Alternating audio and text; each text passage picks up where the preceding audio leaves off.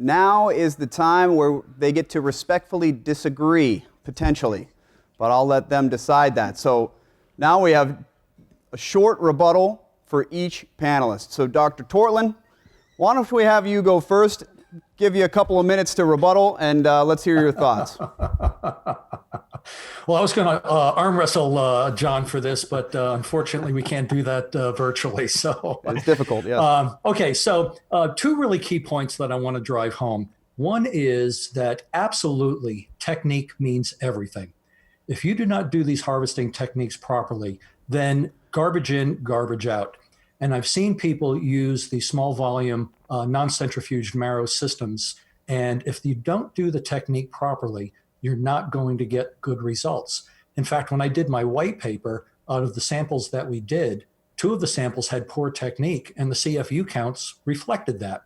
So that's really, really critical. And I think Dr. Hackle, in his talk earlier, comparing bone marrow to PRP, pointed out the necessity of technique and how important that absolutely is. The second point is in direct rebuttal to a couple of things that Dr. Farrell said, is there have been head-to-head comparisons of centrifuge versus non-centrifuge. In fact, just this year, 2020, there was a paper comparing centrifuge system to a small volume non-centrifuge system for the treatment of erectile dysfunction. And in that paper, which I referenced in my talk, they showed that the centrifuge systems had CFU counts of 506, whereas the small volume non-centrifuge system was over 3,000. And that was reflected in a positive clinical outcome. So there have been head-to-head studies. The studies that have been done have shown that the small volume non-centrifuge marrow not only produces higher CFU counts, but also better clinical results. There's also one other important point concerning centrifugation. When you centrifuge, you're going to lose cells. You're going to lose the megakaryocytes, which are the precursors for the platelets, but you're also going to lose a population of progenitor cells. At any given point in time, there's a certain number of stem cells that are actively undergoing division, but have not yet completely divided. As a result, their molecular weight, their specific gravity is going to be higher, the same as an erythrocyte. So they're going to fractionate out with the RBCs. So when you centrifuge, you will increase the CFU count, certainly, but you're going to do that at the loss of some important progenitor cells as part of the mix. And do you really want to do that?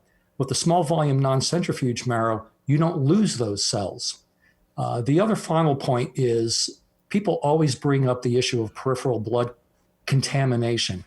Well, there's no contamination. There's no study that has shown that an acute exposure one time to peripheral blood causes any damage. All the studies that show problems with peripheral blood have been due to long-term exposure of peripheral blood, such as a hemarthrosis that persists for a long period of time. So that's really kind of a straw man argument in terms of the peripheral blood component. I see. All right. So the plot thickens here. Dr. Farrell, your time to get your voice heard there.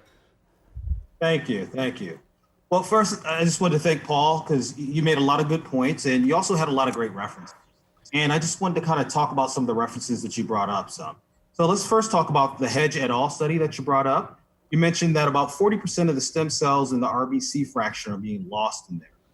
But I think what you failed to kind of realize is that this is a study looking at concentrating aspirate to taking aspirin and concentrating it. And they found that there was a 5-fold increase in TNC per ml in 2 of the kits and a 5-fold increase in progenitor cells per ml in 2 of the kits. So really when I kind of look at this, it really seems to be supporting concentrating rather than just using an aspirin.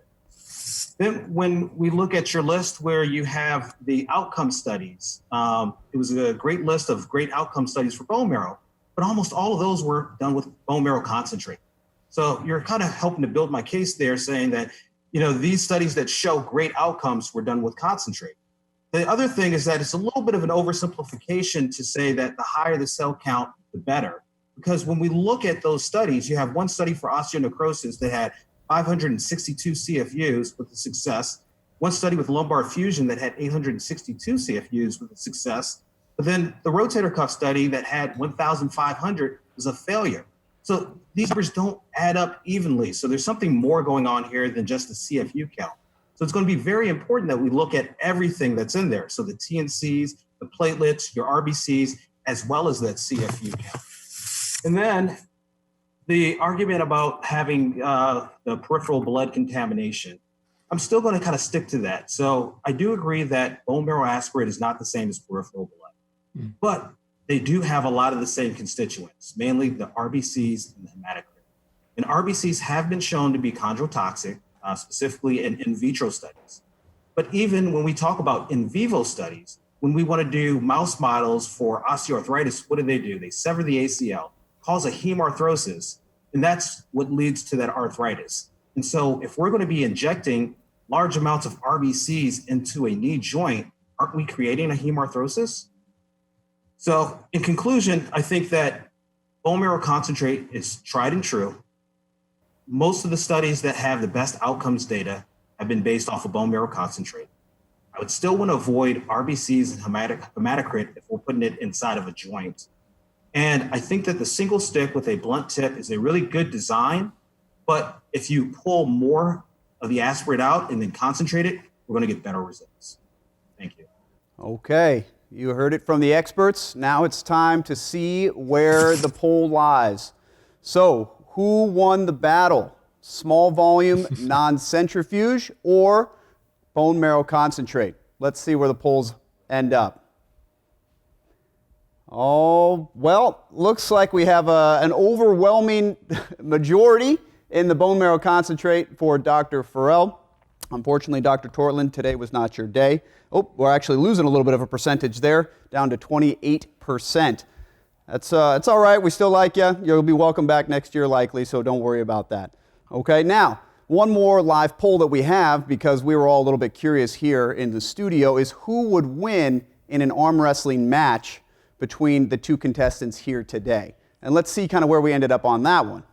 Still polling. This one was significantly closer. However, the edge goes to Dr. Farrell. Dr. Tortland, again, I'm sorry, but today is just not your day. It looks like the edge goes to Dr. Farrell on this arm wrestling match. He must have paid some people to vote or something like that. We're not sure. All right. So that concludes our mini battle on bone marrow to concentrate or not concentrate.